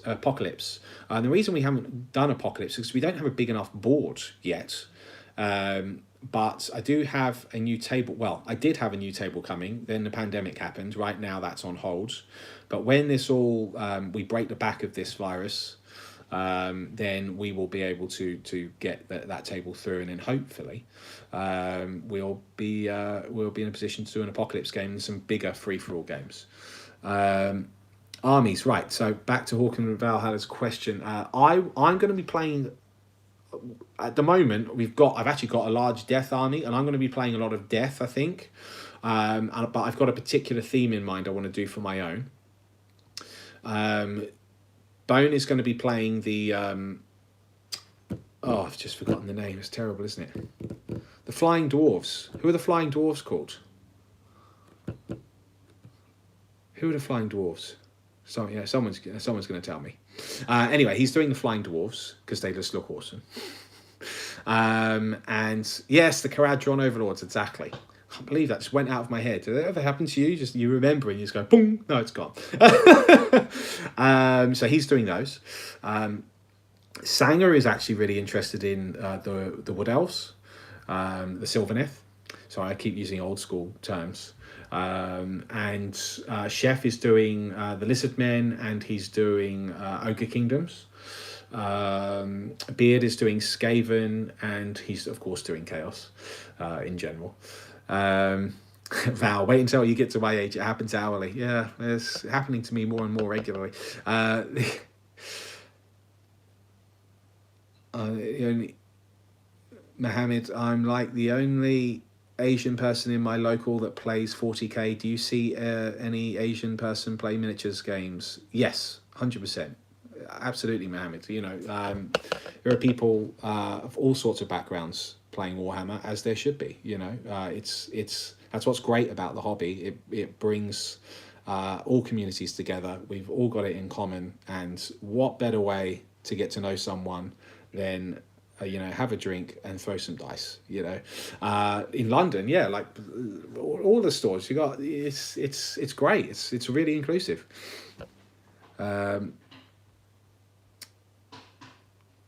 What is your opinion on plug and play Forge World models used to fix certain armies, such as Death Guard, for more competitive games? Cheers. Thanks, John, for the question, because also then I can go back to another question which I've forgotten to answer. Forge World does have some issues with its rules, because there are synergies that happen with especially some of the newer GW supplements with that ends up becoming just broken.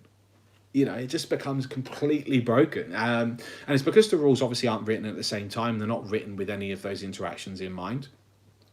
But the advantage is, if you are an army like Death Guard, or you're an army that perhaps doesn't have the best rules codex out at the moment, then you can absolutely and should absolutely dig into Forge World if you can plug those gaps. Why not?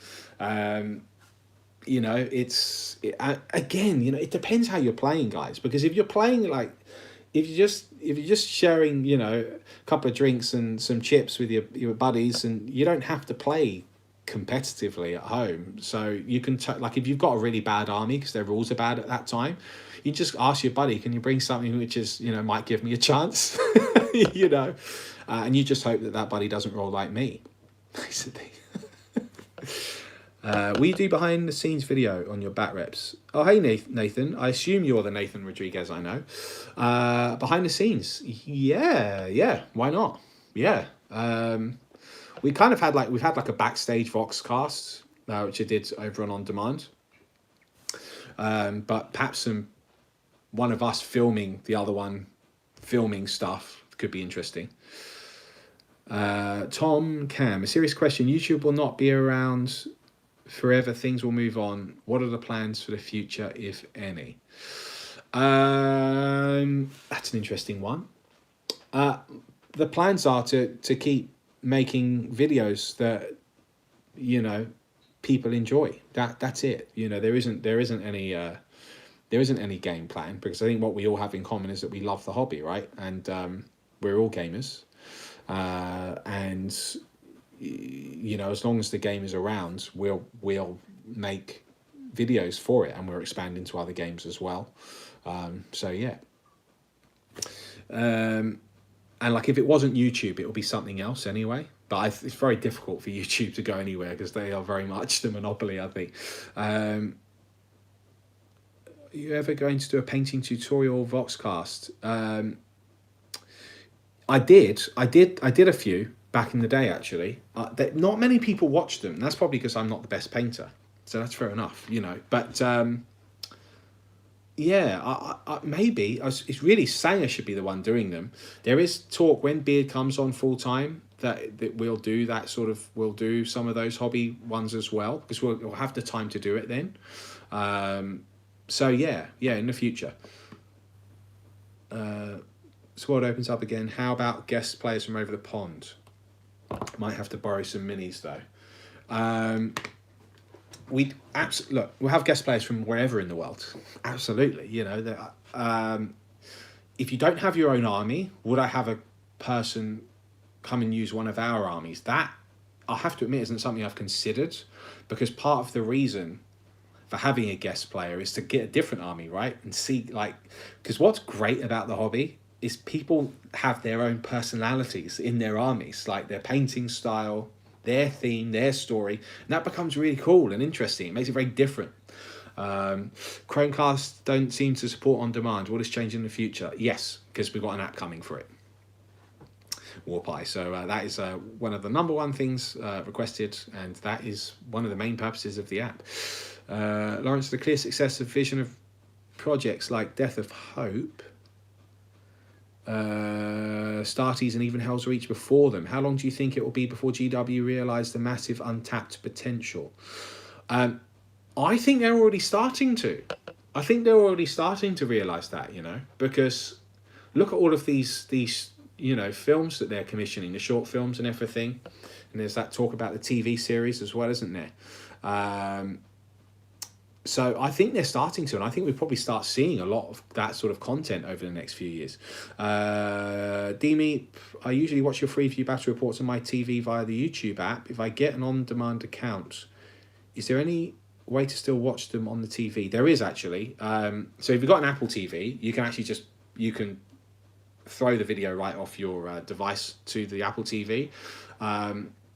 If you're on Android, there are apps on the Android store which will let you fling it to a smart TV as well, direct from your phone. So yes, it is possible. There are many subscribers already doing that. But when we've got the dedicated app, it will all be in one place and probably easier. So what's your opinion trying to make an Elder Aspect host army? That's awesome, Santiago. Do you reckon it would be viable? I don't know if it will be competitive. Well, to be fair, actually, you could do something like Dire Avenger Wave Serpent spam, but it's a bit boring, isn't it? I'd love to see Banshees and stuff. Anyway, let's just say that a certain old army that you haven't seen for a while, but if you're a veteran subscriber, you'll know was my army, maybe making a return very, very soon with a ton of different aspect warriors. So, yeah, you have that to look forward to. Have you considered using community submitted lists for play tests? Yes, I have. The issue, and we have even done some in the past, the issue is models. We don't always have the models. So, you know, and I don't want to be like, I don't want to just start proxying stuff, because that's just rubbish, you know. Like, I don't mind, like, if you're proxying a gun out, you know, but if it starts being like my raider is now a Tantalus, it's getting ridiculous, you know.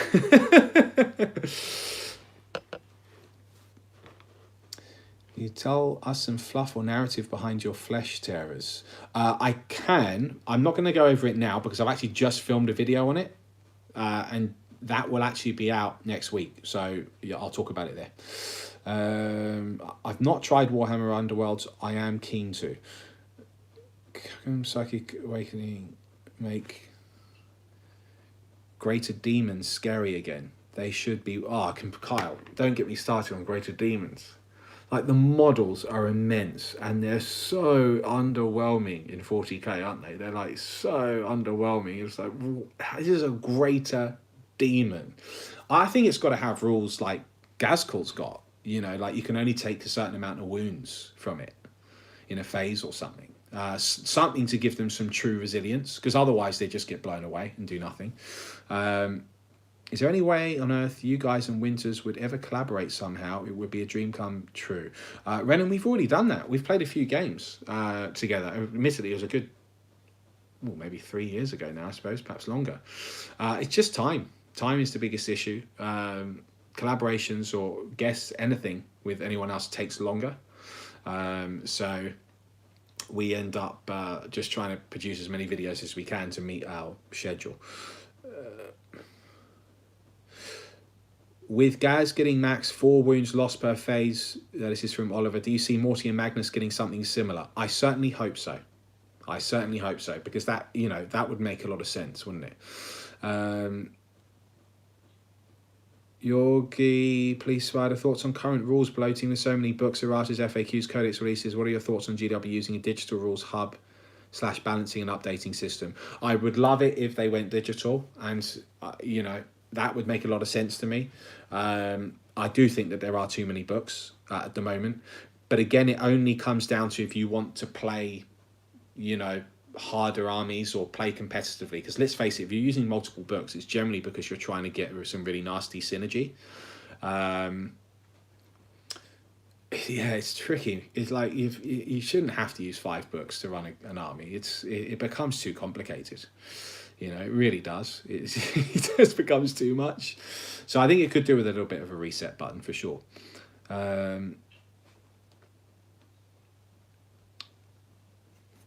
Lee, do I think the Demon Fulgrim is coming? I really hope so, because it would be immense. Like, it would be really, really, really immense. Thing is, though, the goodies need a Primarch back, don't they? As well. I thought it. See, I mean, this is really controversial because Wolf players everywhere are going to hate me now, but that's fine. I would have had when Magnus and the Thousand Suns returned. I would have had Magnus destroy Fenris. That's what I would have done. This is just how I would have done it. It doesn't mean the Space Wolves would be destroyed, but I mean, this is a Primarch. This is Magnus the Red. Like, I just don't buy it that the Space Wolves beat him back until Russ comes back. But what they could have done then is because, there's a Viking element to the Space Wolves. They could have become this huge crusading fleet because Fenris is destroyed. Magnus, and then it's an eye for an eye sort of scenario because obviously Prospero is destroyed. Now Magnus returns, destroys Fenris, and then out of the warp, Russ comes to lead this crusading fleet. It would have been immense. And then Russ will now be chasing Magnus across the galaxy. I think that's how I would have done it. And then also that would have been the big win that the bad guys need to make them terrifying. And it would have been the perfect stage for Russ to return. So, I mean, that's how I would have done it. But hey, what do I know? That's just how I would have done it.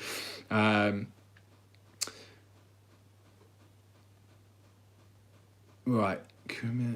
Oh, lots of questions. So you like him?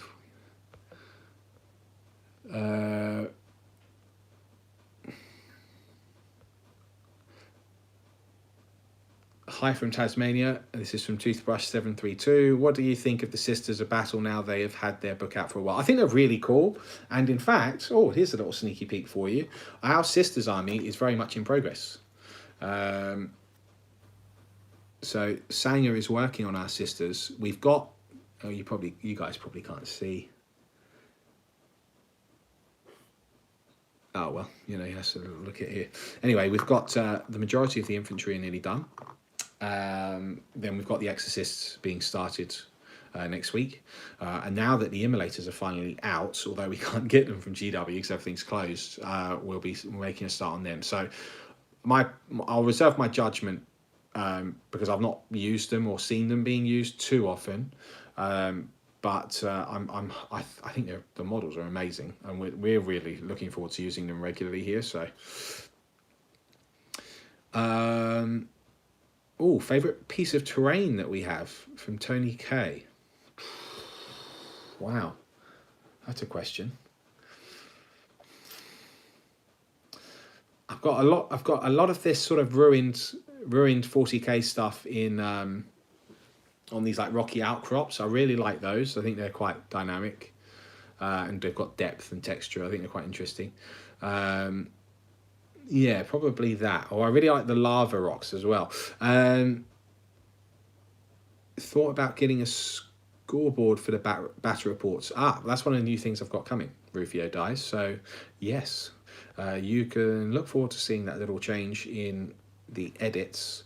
Funny enough, because whilst I might be doing it now, you guys probably still won't see it for a month, but you'll see in like 4 weeks there's like some cool new things coming. Right, what brushes do I use? I use Mix Winsor & Newton Series 7. This is me personally. And someone asked airbrush earlier. Yes, I do use an airbrush. I use an airbrush a lot when I use Harder and Steenbeck airbrush. So I use Winsor & Newton Series 7. I also use Artis Opus. So the brush I've got here is actually one of the limited edition Artis Opus. They're really good quality, actually. Those are the brushes I use. I've heard great things about other companies as well. Yeah, this name wasn't Us 3D. Doesn't seem like it uses any brushes at the moment. Damn it, man. Paint that Raider. I know it's really difficult because... models to get models for it. Mohammed's another example. Is there any faction you like in 40k that doesn't have models? to get models. For example, the Hrud. The Hrud are like, they look like Skaven, didn't they? That was just like from a little diagram in one of the editions. They could certainly expand on the crew. They could expand on a lot of the sort of really alien stuff. I think definitely an Inquisition force, like a proper Inquisition force, inquisitorial henchmen and everything. Traitor Guard, yes, Dylan. We've actually got a Traitor Guard army in the works. That's happening. Using the Forge World bits, of which you can't get anymore, sadly, but they were great bits. Elder Exodites would be cool. Yes, they really would. They really, really would. Green Ink, is that you, Richard? Hello. Yeah, it's criminal that there aren't any space dwarves talking about how we need squats. It would be cool to see them. Well, apparently they're called the Demiurge, aren't they? I think that's what they do sort of exist. It'd be cool to see them, how they would bring them back in. Ben, in your opinion, when will 9th arrive, Lawrence? So so 9th is a rumor, you know. I think everyone wants there to be a 9th, don't they? But you know, there is no fact that 9th is coming. Having said that, when do I think it would come if it did? Well, I would have assumed it would be this year, but you know, given the state of what's happening in the world right now, I have no idea. You know, I really don't. We'll see. New Xenos race when from Rufio Dies. I don't know, it'd be cool to have a new army though, wouldn't it? It would be really, really cool. Do I think Gilliman is still good with the nerfs? 350 points still seems pretty high for a discount. I do think he's really good, and in fact you'll see how good he is. I've got a battle report filmed with him very, very soon. Alright, Lawrence, bolter held to your head. If you could make 3 rule adjustments, what would they be and why? Oh wow. And I bolted to my head? Oh wow.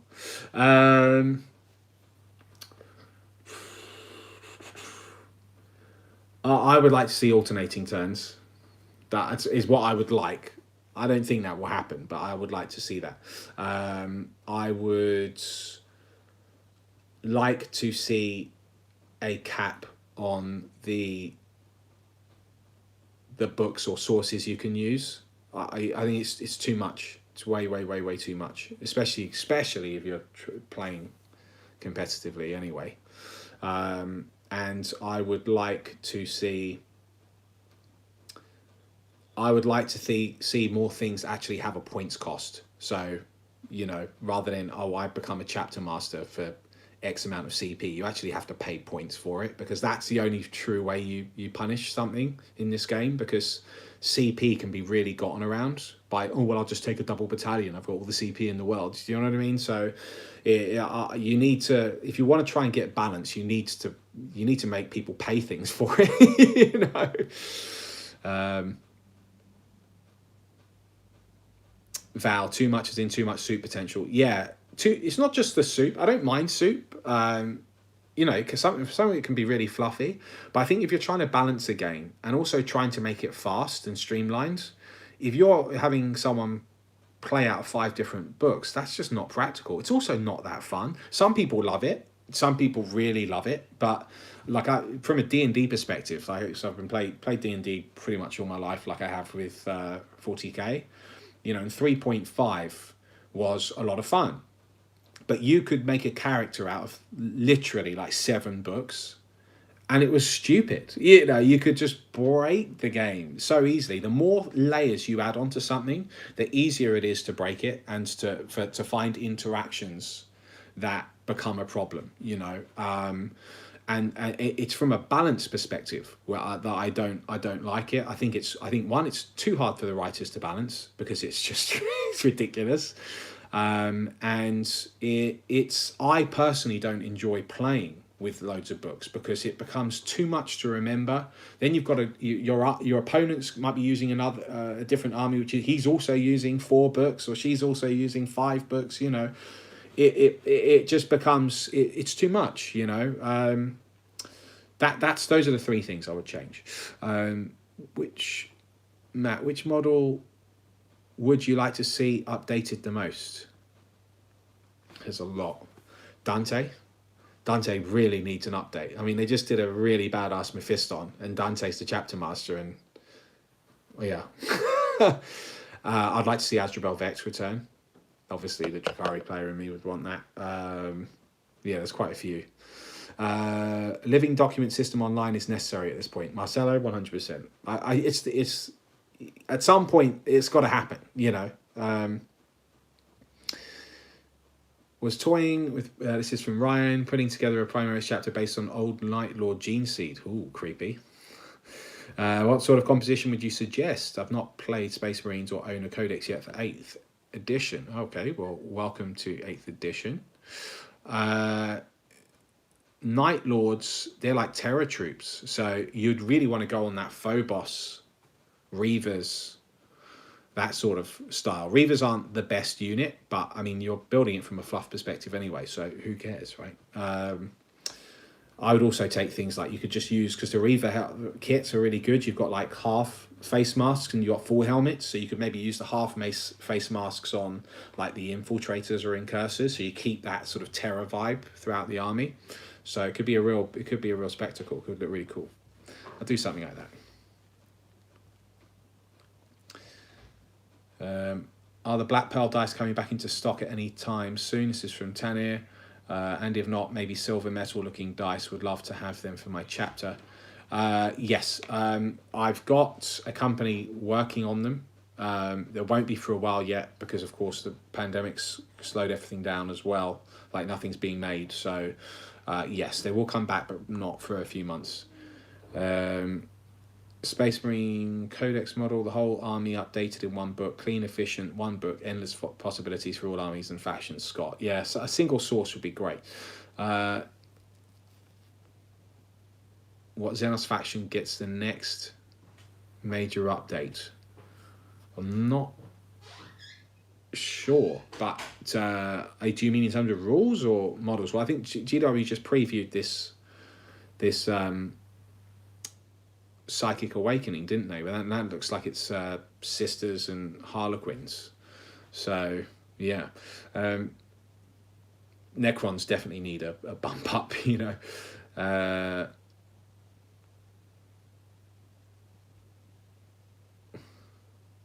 What do you think about White Scars competitively, and if you have played against them? Also, any chances of seeing them on the channel? Yes, we've got Impulsors coming, actually. For our Obsidian Dragons, so we are actually planning on running them as White Scars. I will give you I'll give you a more informed update then, because I've not actually played them in a tournament either. Did I ever do any Shakespeare in your acting career? Yes, because I went to drama school and Shakespeare is 101. That's you do a lot of Shakespeare in drama school. What do you think Psychic Awakening will do for Death Watch? I don't know, you know. It's obviously going to give them a bunch of stratagems, I assume. I mean, they could go from like 0 to hero, like the Grey Knights. Because if you get the right combination of stratagems and unique special rules, just goes to show you, even if an army's still quite expensive, they can become really nasty.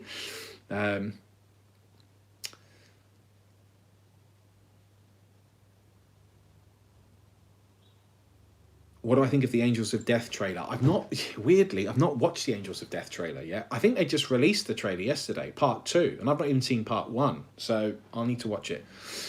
Which units will you use to build your Flesh Terror army? Well, I go over all of this in the video coming out next week, but I'm going with a mixed Phobos Sanguinary Guard Death Company vibe.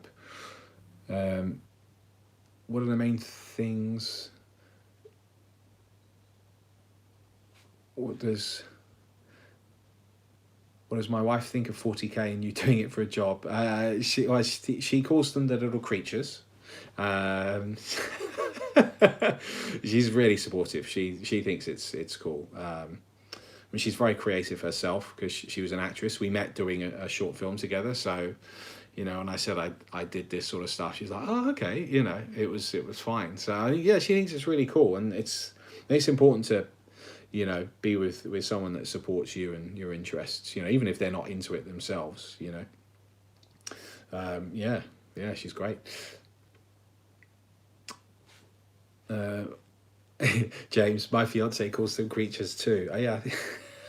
Yeah, I don't know why. I'm like, and then whenever she says that, I'm like, they're military units, you know, which of course she laughs at. We asked Beard yesterday, who wins in the you versus Bone fight? John Rooney. Who wins in the you versus Bone fight? Are we talking about 40k, or are we talking about real life? Bone would probably win because I would find it too funny if he tried to hit me. I would die of laughter. In a real life fight, who beats each other up the most? Varsidian. In an IRL fight. IRL fight? I think you mean, is that real life fight? Well, I'm the only one that actually does any fight, right? I won't say real fighting, but I do martial arts. No one else does. So I'll back myself. There we go. So like, for example, this morning I was doing some boxing training, and then I do at the moment Kung Fu. Well, I'd say at the moment I was up until the pandemic started, but I was doing Kung Fu twice a week. And then that was since moving to Bath. And then in London, I was doing kickboxing twice a week. And then before that, I've done some Muay Thai. I've done a little bit of mixed martial arts. I've done a lot of judo when I was growing up. So I've always loved martial arts. Like that's been my sort of, my enjoyment, my hobby. So yeah, but I mean, obviously Bone would beat me up because it would just be hilarious. You know? Have a favorite boxer, Lawrence? Do you know Lomachenko? I don't, Claude. No, I don't. No, I don't. I'm watching sort of more UFC at the moment, although I really enjoy boxing. It's weird because I used to watch a lot of boxing when I was growing up, and then because UFC wasn't a thing when I was growing up, it just wasn't. It didn't even really exist. And then I sort of got more into watching that, and I have to admit, since the last 8 years, not really followed boxing. You know, obviously I watched the McGregor Mayweather fight because of the spectacle. But I'm certainly not following the boxing scene. House of Geek, behind the camera, who swears the most? Bone, definitely, 100%. I'm close though. Lawrence, what would you rather fight, a gene stealer or a chaos cultist? The cultist has a mystery limb. Truly chaos. Obviously the cultist. I mean, a real gene stealer would be pretty messed up. It would be pretty messed up, wouldn't it? You know, but I reckon at my peak, if I've got a knife, I could take on a gene stealer. Absolutely, 100%, 100%.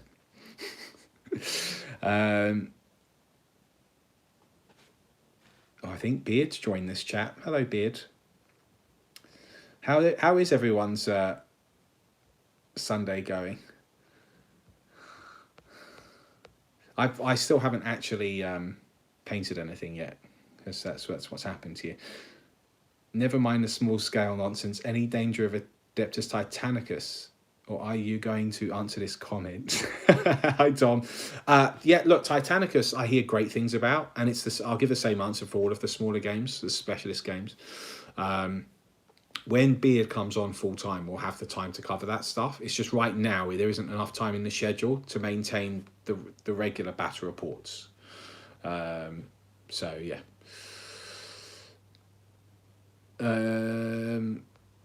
Wow, this seems to have like gone all the way back up to the Beard. Paint those flesh tears. Well, I'm trying to get the painting done. I figured it would be quite relaxing sitting here and just. I got my brush, and then all of these questions came in, and I feel bad if I don't try and answer as many as possible.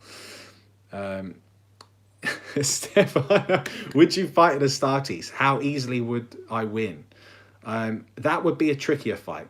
It would be a trickier fight for sure. But I reckon if I got one of my spinning heel kicks in, that Astartes is in trouble.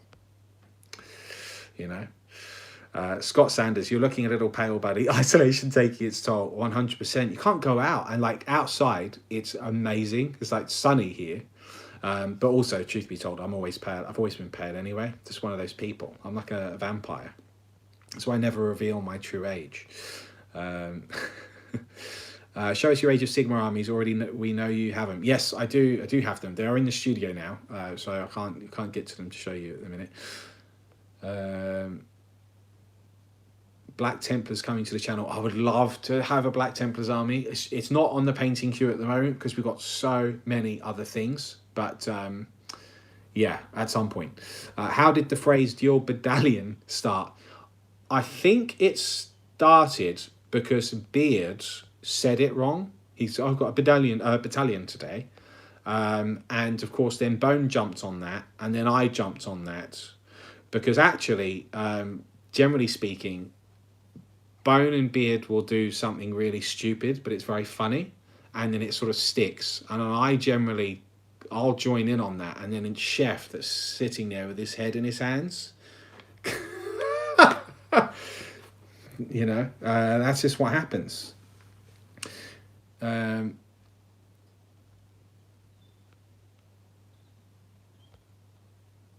What actor or director would you most like to work with? Oh, that's a good question.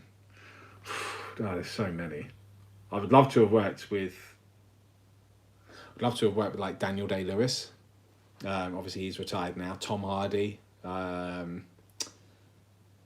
tend to like quite like gritty drama rather than comedy. But then, of course, Bone loves comedy. So, like between the two of us, we make quite an interesting film. We made a short film together once, actually. Directors wise, I mean, if Stanley Kubrick was still alive, I'd love to work with someone like Stanley Kubrick. Ridley Scott back in the day before he did the latest, like if his original stuff is just incredible. Yeah. George Miller, yeah, George Miller would be amazing. Yeah. Every time I was involved in a drama group at any age, we always did Midsummer's Night's Dream. 6'2". I always got stuck playing Oprah in the Fairy King. Yeah, sometimes you talk about typecast, right? You often with casting, actually, you're casting what you look like rather than whether you can actually act it. Especially with TV and film stuff or low budget film stuff. Whose idea was it to get Sanger cutscenes? They're great. Yes, that. Yeah, that was Bones' idea. 100% Bones' idea. It's very funny. Basically, the way it works is I create all of the graphics and the show. Like I direct it all and do a lot of the writing as well. So in that respect, I had to sort of stand back from filming and playing the games as much because I'm literally running this whole thing. But then when Bones, because Bones like a content producer with us, so he comes up with ideas for something like inserting those cutscenes. He runs that by me. And like when I'm away, when he does like this, the silly blossoming in the garden stuff, you know, and it all goes through me, and I actually quality control every edit that happens, and I watch it, and I do the final green light, the final cut, if you like. Did I ever do any Shakespeare and acting career? Yes, but only in drama school, never professionally. I did. The minute I got out of drama school, I ended up doing a load of adverts. Short films, stint on a series, did one feature, and like all indie stuff. Yeah, it's not that I didn't want to do theatre, it's just I didn't even get an audition for theatre. I literally just got auditioned for shows and some really stupid things as well, like really massive Hollywood films I was lucky enough to get some auditions for, but I mean, anyway, I digress.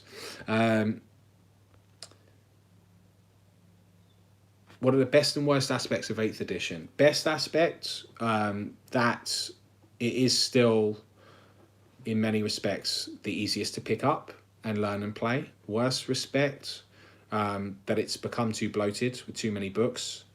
And really the re-rolls, the predominance, the re-rolls everywhere is really tough because it slows the game down, and it also really skews the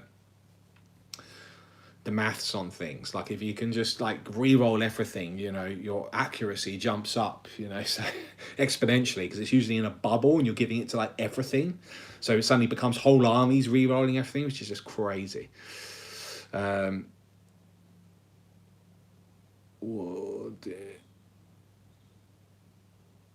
um,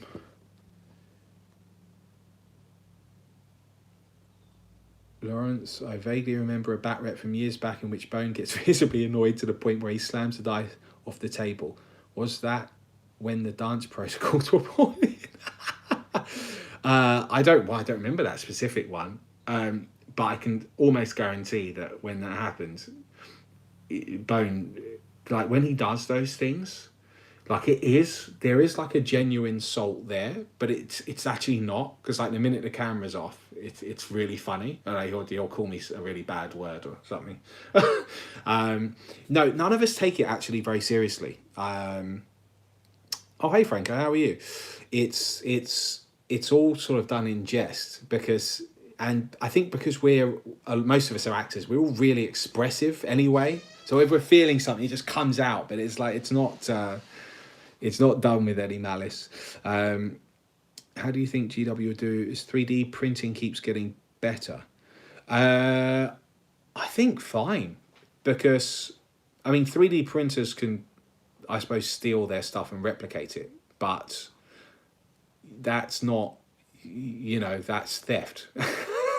And you know, companies like that are always going to be, or people that try and do it will always end up getting sort of shut down. So I mean, I get it. I suppose you could determine it was a threat, but I wouldn't say that it would be.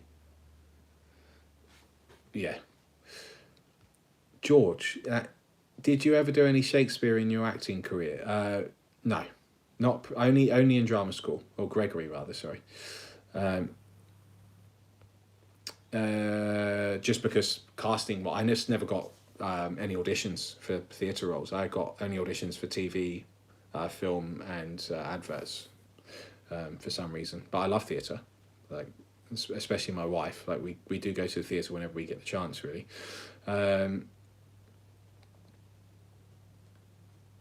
Zone Mortalis Battle Report. I would love to. We just don't have the terrain for it. Do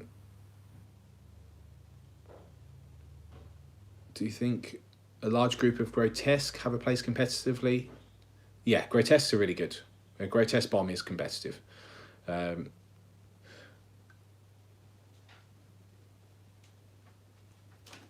else do we have here? I'm trying to get through these questions. I'll probably have to cut this off at some point.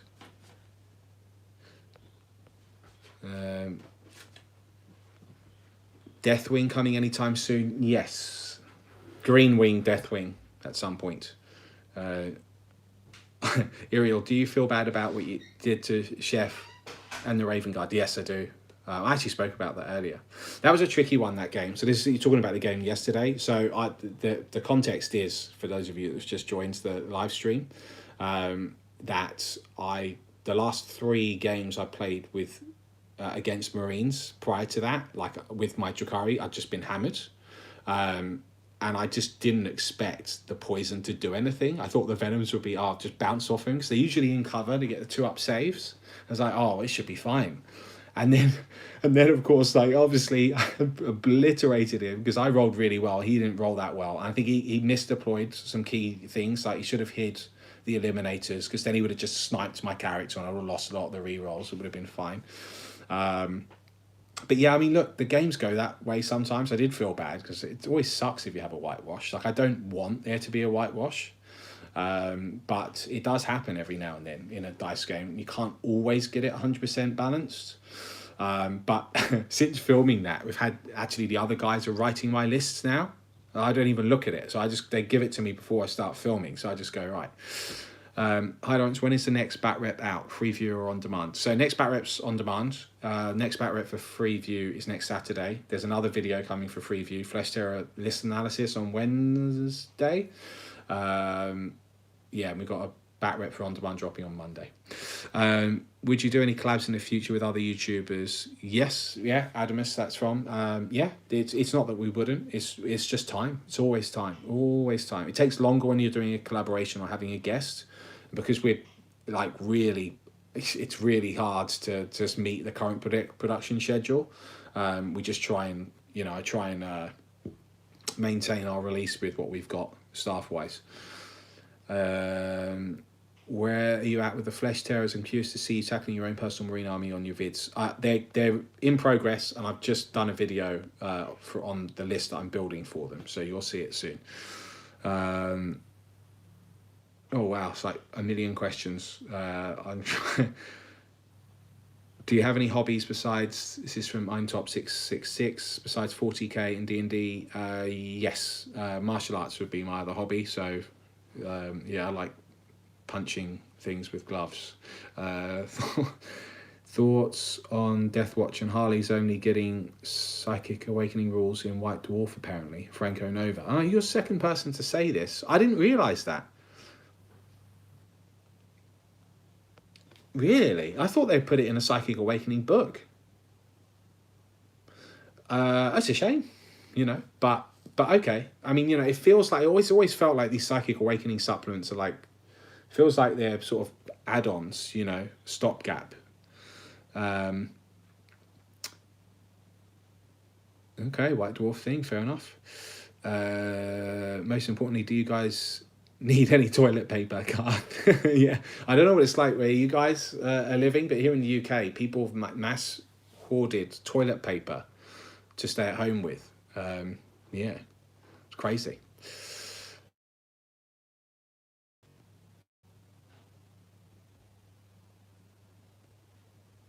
Oh, Mr. Beard just messaged me actually. Right, guys, I'm going to have to wrap this up, I'm afraid, because I've still not put any paint on this Raider, and I'm trying to get all of this stuff done so that we can give you more variety. Yeah. But look, it's been absolutely awesome speaking to all of you. Thank you for tuning in. Hopefully, if you had like an hour or so to kill this afternoon, you've enjoyed this little chat. I'll leave it up here on YouTube for you to watch back, and stay safe out there. Look after yourselves. Lots and lots of content coming your way, and as ever, thank you so much for the support. Until next time, guys. Bye.